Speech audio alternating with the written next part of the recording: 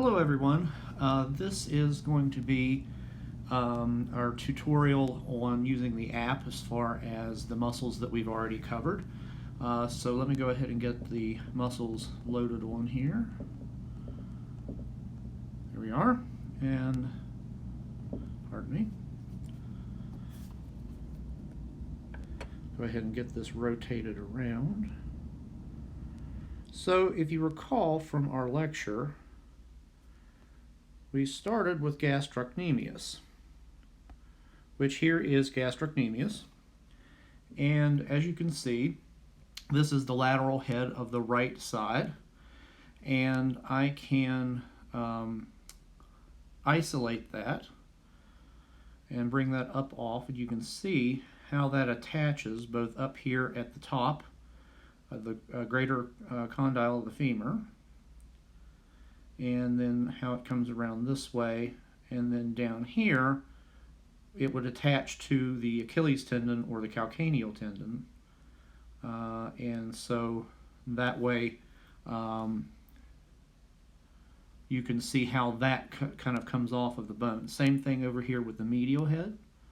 We can isolate it just like we did with the other one, so you can see it originating from the medial greater trochanter there, greater condyle of the femur.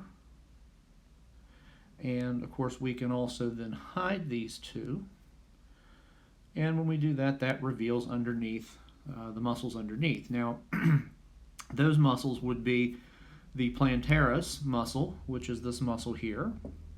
And if you notice plantaris, if we isolate it, you can see it's very, very small. And the unique thing about this muscle that I don't know if I got to in the lecture is that this muscle is missing in some people. And so whenever we do our lab, our palpation lab, we'll notice that maybe some people have them, maybe some people don't. And sometimes people will have a plantaris muscle on one leg and then not have it on another leg. So that's not all that uncommon, and usually I find at least one person per class has that arrangement, although with us being such a small class, they may not. But as you can see here, when we isolate that, you can see it originating from that lateral epicondyle of the humerus, and then it has its own tendon that comes down here and attaches to the calcaneus, and so it has an independent tendon, but the fibers of that tendon do merge with the Achilles tendon, and so from that respect, they do have similar insertion points, such as gastrocnemius and soleus. So if we hide that, that brings us now to, I'm going to go ahead and do soleus because I want to talk a little bit about it. And so here's soleus from the front, and if we rotate this around the back, you can see here, and I can't illustrate this because it doesn't have that feature, or if it does, it's not going to let me do it while I'm recording, but if you look at the line between where the origin is on the fibula and then coming medially over to the tibia, that's what's known as that soleal line, okay? And of course its fibers are merging with the calcaneal tendon, as you can see the white part there, and then inserting onto the calcaneus at the bottom.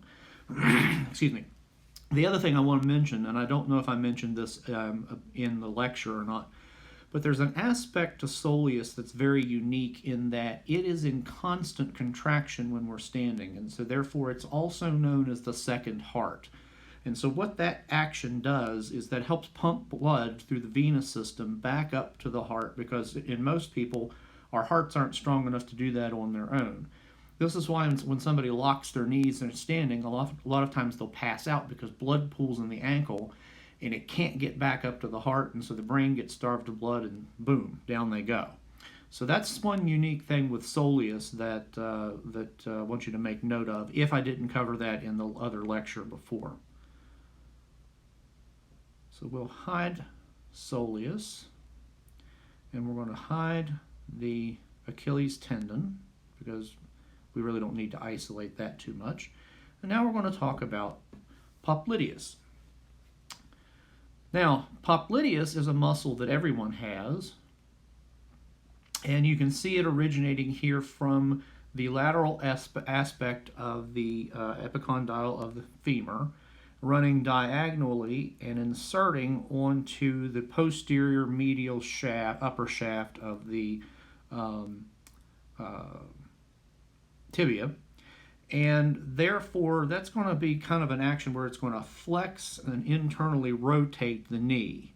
This muscle would be active when you would be, crossing your leg or something like that.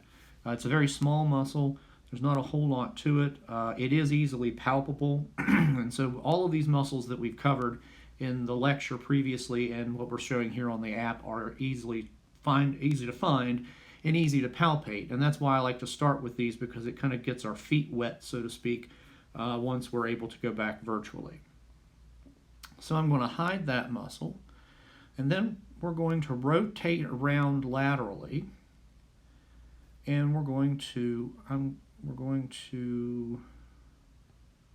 we haven't covered this muscle, so I'm going to get rid of it.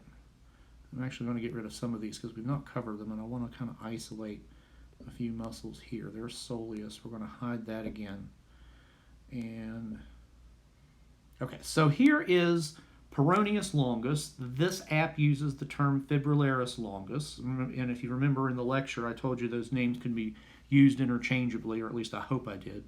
Fibrillaris is the older term. Our book uses peroneus, so that's the name I'm going to use. But there's a couple of things I want to show you about this muscle, so let's isolate it. We're going to rotate it around. So you can see here it originating from the upper shaft of the fibula and the fibular head.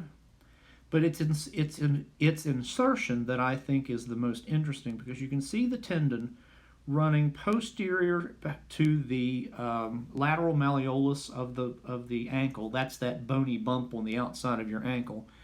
And then it's the insertion that is so interesting, because as you can see now, it's running underneath the arch of the foot, the main arch of the foot, and inserting over here onto the medial cuneiform and base of the first metatarsal.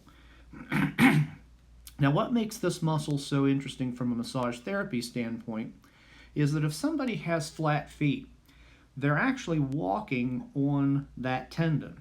And because if you remember, the tendon goes all the way through the muscle, a lot of times lateral lower leg pain can be caused from flat feet because of that tendon being irritated. It's also a key point or a key prominent feature in plantar fasciitis.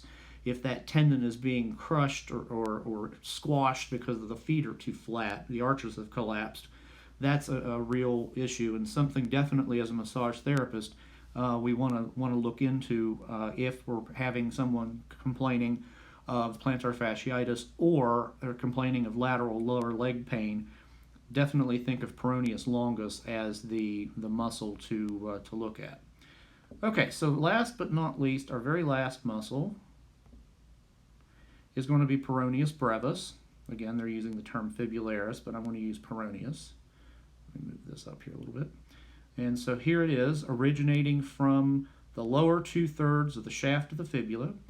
It's a tendon running behind the lateral malleolus, and then coming over here and inserting onto the tuberosity of the base of the fifth metatarsal. And that's that little bony bump that you feel on the outside of your foot. Some people's are more prominent than others, but that's that. So I hope you've enjoyed this. You can feel free to pause it and play it back anytime you want if you want to coordinate this with your book and what we've already covered. I'm going to go ahead and turn this around. And you can see the arrangement now, how we have moved everything. Sorry about that. There we go.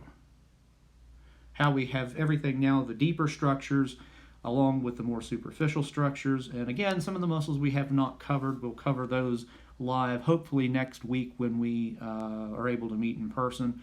If anybody has any questions about the app or what we've covered in lecture, just please let me know and we will go from there. All right, great. Thank you, and I will see you all next week.